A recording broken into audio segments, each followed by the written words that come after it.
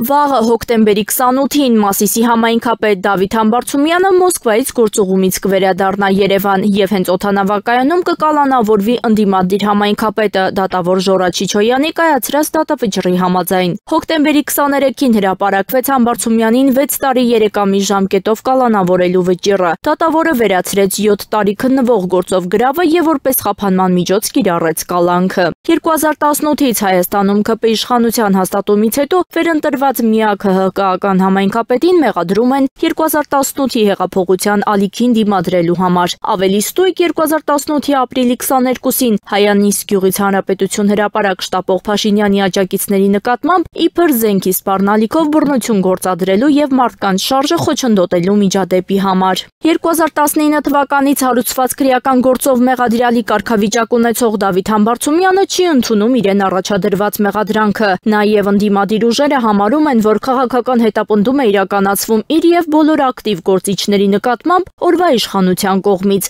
Այս փուլում ամեն գնով պետք էր մեկուսացնել Դավիթ Համբարձումյանին քաղաքական գործընթացներից 2026-ի համապետական ընտրություններից առաջ։ Փաշինյանի վերընտրվելուն խոչընդոտող ակտիվ գործիչները ռիսկ են Փաշինյանի վերընտրվելու համար։ Դավիթ Համբարձումյանը ընդդիմության վարչապետի թեկնածուն է Փաշինյանին անվստահություն հայտնելու եւ ՀՀԿ-ի կողմից առաջադրված իմպիչմենտի քաղաքական գործընթացում։ Հատկանշական է, որ Դավիթ Համբարձումյանի կալանավորումը հաջորդում է Գյումրու ընտրված քաղաքապետ Վարդան Ղուկասյանի եւ բարձրաստիճան եկեղեցականների կալանավորման աղմկոտ դեպքերին, իսկ առաջիկա օրերին ըստ շրջանառվող լուրերի հաջորդը Հայ առաքելական եկեղեցու առաջնորդ Վեհափար Հայրապետն է թիրախ ընտրված։ Դատական համակարգում երիտասարդ դատավոր Չիչոյանի այս վճռին ասում են շատ ավելի մեծ երազանքով են սպասել Չիչոյանների ընտանիքում, քան գուցե կառավարական առանձնատանը։ Դատավորների դինաստիայի ներկայացուցիչ 30-ամյա Ժորա Չիչոյանին մեծ ու արժեքավոր վարձատրություն է սպասում Դավիթ Համբարձումյանին կալանավորելու համար։